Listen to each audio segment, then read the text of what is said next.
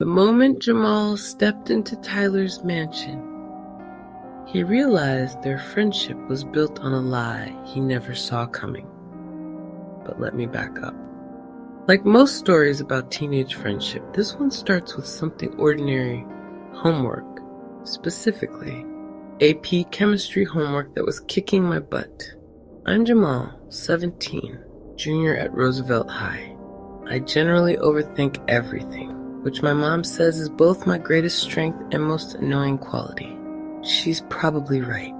Tyler had been my lab partner for 3 months. 3 months of shared eye rolls at Mr. Peterson. 3 months of splitting energy drinks during late-night study sessions. 3 months of what I thought was genuine friendship built on mutual hatred of organic chemistry and arguing about Batman. Dude, just come over to my place, Tyler had said that Thursday, shoving his textbook into his backpack. We can knock this out in like 2 hours, and my mom always has good snacks. I should have known something was up when he mentioned his mom's snacks. Teenagers usually mean generic crackers, but Tyler said it like it meant something more. What I was not expecting was a black sedan with a driver. Like we were in a movie about rich people, except this was apparently just Tyler's regular Thursday afternoon. Oh, that's just Marcus, Tyler said, like having a personal driver was normal. Mom doesn't like, so, how long have you lived out here? I asked, trying to sound casual. Since I was 8, Tyler replied, scrolling through his phone. Dad got the promotion. I liked our old place better, honestly. This one's kind of ridiculous. Ridiculous.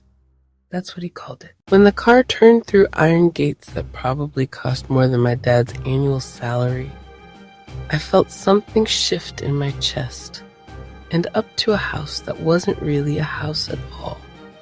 It was a mansion. The ceiling was 2 stories high, with a staircase like something out of a fairy tale. We reached the kitchen in someone's house, stocked with every kind of snack food imaginable, organic crackers, imported cookies, nuts I'd never heard of. Me.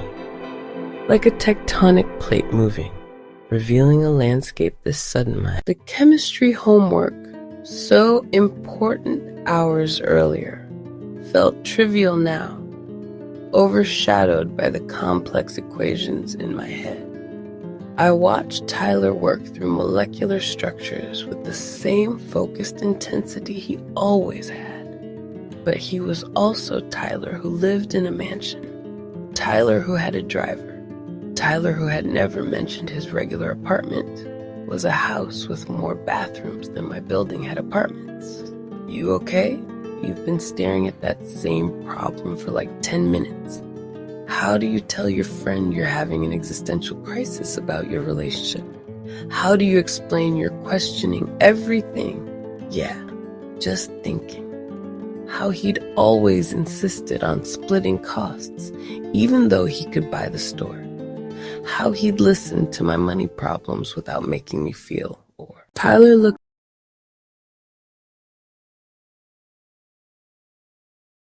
Feel the rush. The Hawk X9 redefines excitement. Power unleashed. The Hawk X9, engineered for the bold.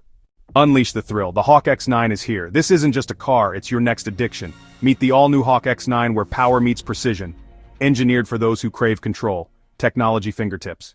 Power meets precision on every road, from the peaks to the city lights, every journey an experience. Whether you're dominating the open road or gliding through the city night, ready for the extraordinary. Because you're not just going places, you're arriving with style. The Hawk X9. Drive the future. The Hawk X9. Drive the future. Today. Up, and I saw why didn't you ever tell me about this? Because every time I tell someone where I live, they start acting different. Either they get weird and jealous, or they try to real problems because I have money. He turned to me.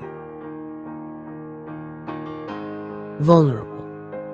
I like that you treated me like a regular person. I like that you argued with me about Batman and complained about Peterson's tests and split the cost of energy drinks even though you probably needed. And there it was, the thing I'd been afraid to acknowledge, the way I'd been protecting my pride. He'd both of us afraid would change. And underneath it all, a strange relief. Because Tyler was right.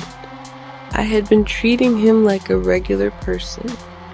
Could I stop seeing dollar signs every time I looked at his house, his clothes, his casual attitude toward things that would be life-changing luxuries for my family?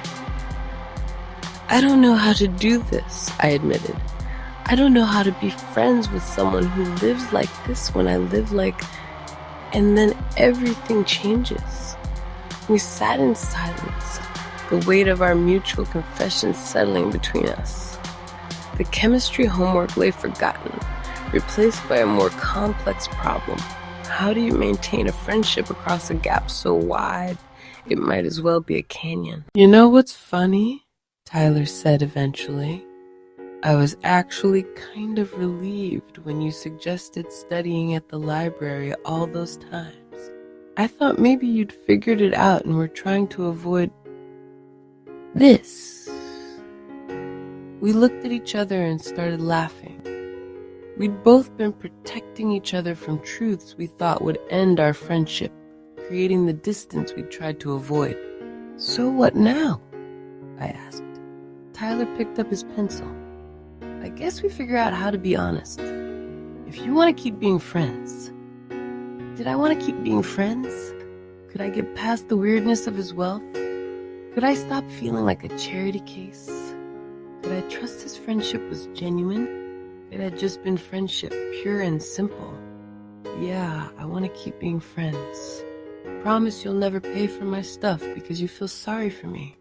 Deal, I said. We went back to our chemistry homework, but the atmosphere had changed. Not worse, but different. More honest, more complicated, more real. Hey, Tyler, I said as we packed up. Next time we're studying at my place. Fair warning, the air conditioning is broken. The kitchen table wobbles, and my little sister will probably try to eavesdrop. Sounds perfect. I'll bring snacks. Not the fancy ones from your pantry.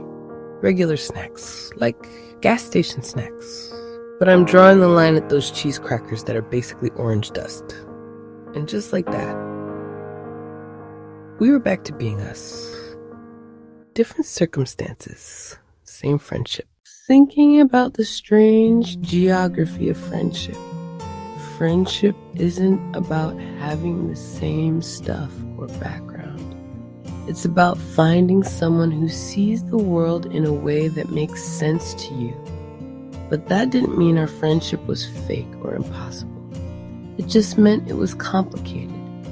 Maybe the best friendships are complicated, built not on similarity but on genuine affection. When the car pulled up to my apartment, I thanked Marcus.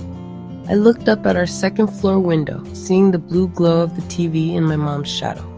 It looked small and ordinary, completely different from where I'd just been, but it looked like home. The moment I'd stepped into Tyler's mansion, I thought I'd discovered our friendship was built on a lie. Our friendship wasn't built on a lie. It was built on the truth that people are more than their circumstances.